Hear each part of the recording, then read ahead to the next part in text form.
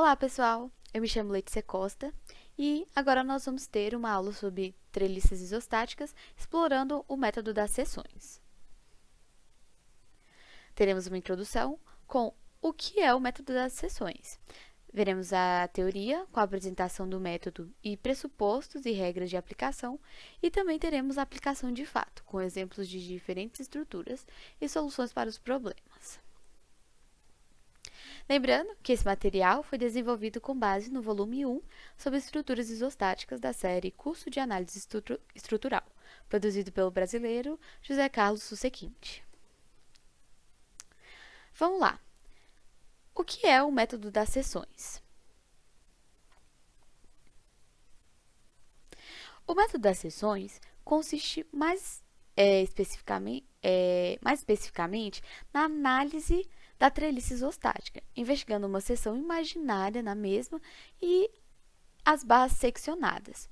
Ou seja, o método da seção consiste em você cortar a estrutura, cortar toda a estrutura, esse corte deve passar por todas as barras e analisar as forças nessas barras que foram cortadas. Através desse método, é possível identificar em uma barra qualquer da treliça qual é o esforço normal que se encontra nela, assim como o método dos nós, que já foi visto em uma aula passada. Com o método das seções, nós também conseguimos encontrar os esforços nas barras das treliças. Esse método também é conhecido como método de Ritter.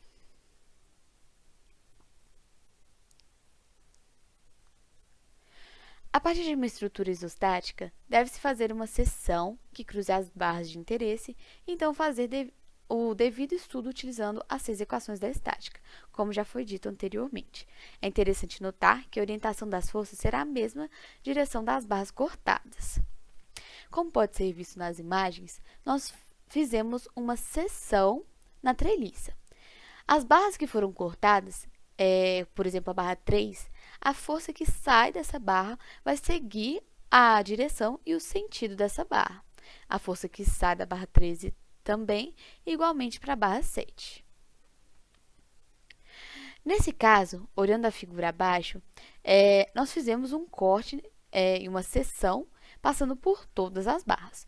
Nós temos um ponto virtual C, que está fora desse corte, né? Ele é um ponto virtual, representando um ponto fora da seção de corte.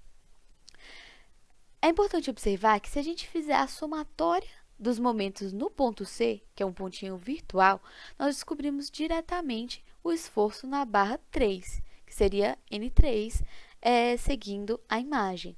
Por quê?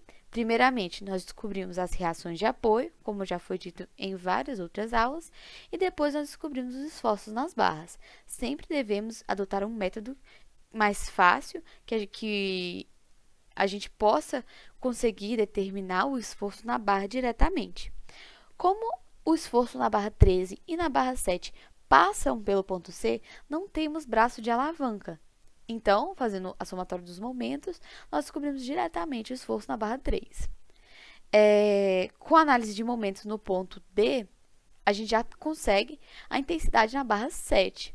Ou seja, a força na barra 3 passa diretamente nesse ponto e a força na barra 13 também passa por esse ponto. Não teríamos um braço de alavanca, então também poderíamos descobrir diretamente o esforço na barra 7.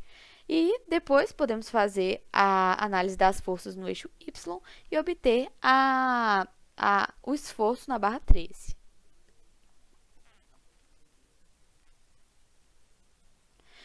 Ao escolher a seção, é preciso interceptar 3 barras. Como já foi dito, agora vamos listar os pré-requisitos para você fazer o método das seções de uma forma correta. É imprescindível você interceptar todas as barras no corte. Você não pode cortar somente internamente a estrutura, você deve cortar ela de uma forma que pegue em todas as barras. As barras não podem ser paralelas entre si ou concorrentes no mesmo ponto. As seções precisam ser contínuas e atravessar a treliça por completo, podendo ter qualquer formato. E este método só identifica esforços normais em uma estrutura e será fundamental no estudo de treliças compostas. Vamos ver agora uma aplicação. Dada a estrutura abaixo, quais os esforços normais das barras 1, 4 e 8?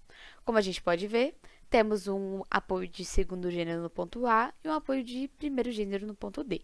Temos uma solicitação de 3P horizontal no nó F e uma solicitação de 3P vertical no nó C. Para descobrir inicialmente as reações de apoio, vamos fazer a somatória dos momentos no ponto A e descobrimos diretamente qual é a reação VD, que é igual a 1P. Fazendo a somatória das forças verticais, nós descobrimos que VA é igual a 2P. E fazendo a somatória das forças em X, descobrimos que HA é igual a 3P. Recomenda-se que sempre representem a força saindo do nó. Dessa forma, sempre que for negativo, indicará uma barra comprimida. Assim como já foi dito na aula passada, que falava sobre o método dos nós, vamos tentar sempre colocar as forças saindo das barras, porque se a gente descobrir um resultado positivo, sabemos que a barra está tracionando. Se descobrirmos um resultado negativo, sabemos que a barra está comprimindo. Agora, vamos fazer uma análise de seções.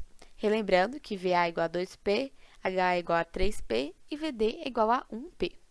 Como podemos ver, na primeira seção, S1, se fizermos a somatória dos momentos no ponto B, nós vamos descobrir diretamente qual é o valor de NEF, porque a força NBF e a força NBC passam pelo ponto B, elas não têm braço de alavanca para fazer uma somatória de momentos nesse ponto. E como nós já sabemos as reações de apoio, nós descobrimos diretamente que a força NEF é igual a menos 2P.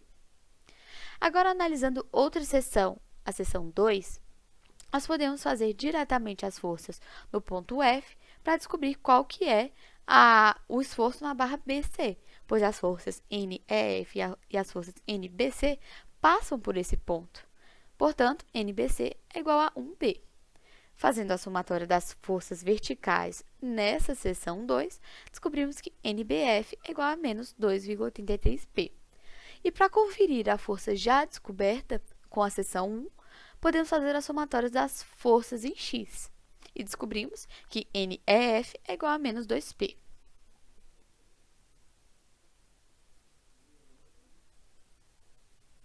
Portanto, NBF é igual a menos 2,83P, NBC é igual a 1P e NEF é igual a menos 2P.